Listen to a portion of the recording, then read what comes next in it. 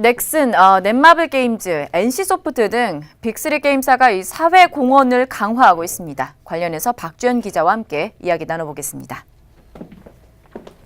네, 박 기자, 일단은 올해 연초부터 특히나 이 게임업계 사회 공헌 활동이 굉장히 활발해진 것 같습니다.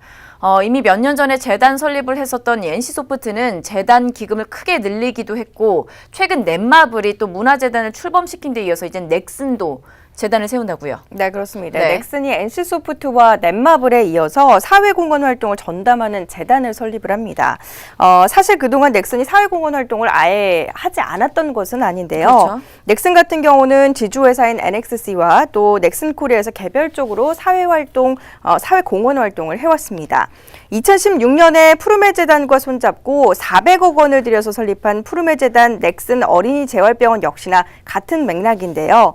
단순한 기부를 넘어서 청소년과 지역사회 등 다양한 계층에 대한 전방위적인 지원을 어떻게 할 것이냐 고민을 거듭해왔고 체계적인 사업 전개를 위해서 결국 공익재단을 설립하게 된 것입니다. 사실상 그동안 게임업계는 돈만 벌고 사회공헌에는 인색하다 이런 평이 많았었잖아요. 이미지 쇄신을 위해서 노력인가요? 아무래도 지금 그런 이야기들도 많이 나오는데요. 이 넥슨과 넷마블 그리고 NC소프트의 지난해 매출액이 합계 지금 6조 원에 육박하는 그런 상황입니다. 올해 기대작들의 전망도 더욱 밝기 때문에 게임업계의 매출은 더욱더 높아질 것으로 예상이 되는데요. 그렇다 보니 게임업계의 사회적 책임을 강조하는 목소리도 높아지고 이런 사회 요구를 받아들이려는 노력이 아닐까 싶고요. 그리고 또 한 가지는 이미지 쇄신입니다. 게임은 우리나라에서 현재 규제 대상인데요. 셧다운제의 경우에는 박근혜 정부에서 술, 도박, 마약과 함께 4대 중독 물질로 규정하기도 했었습니다. 이런 부정적인 이미지를 상쇄하기 위해서는 그보다 더 강력하게 사회에 기여하는 활동이 필요한데요.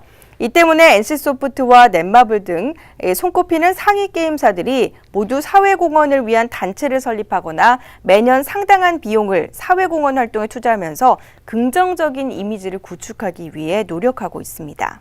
그럼 넥슨 재단 같은 경우에 구체적으로 어떤 활동을 시작하게 될까요? 넥슨의 최근 활동들을 보면요. 넥슨은 청소년 코딩 교육에 역점을 두고 사회공헌 활동을 펼쳐나가고 있습니다.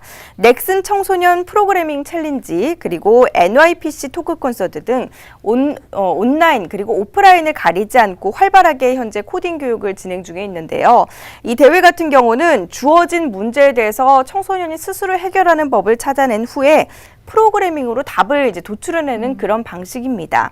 건강한 인터넷 문화를 육성하면서 또 창의력과 코딩 실력을 키울 수 있는 기회를 마련해줬다라는 평으로 상당히 반응이 좋고요.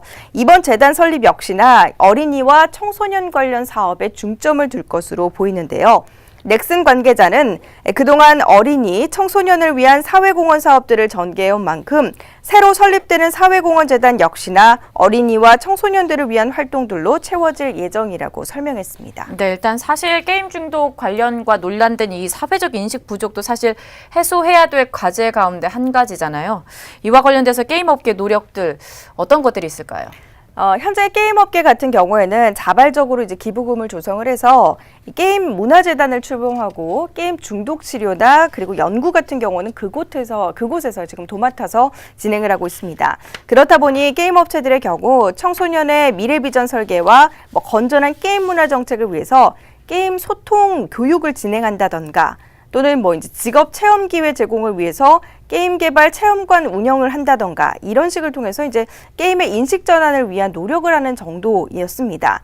장기적으로 게임 업계가 이런 근본적인 인식 전환을 하기 위해서 가장 큰 문제라는 게임 중독 문제 해결을 위해서 직접적인 교육이 함께 병행되어야 될 것으로 보입니다. 네, 여기까지 듣겠습니다. 지금까지 박주연 기자였습니다.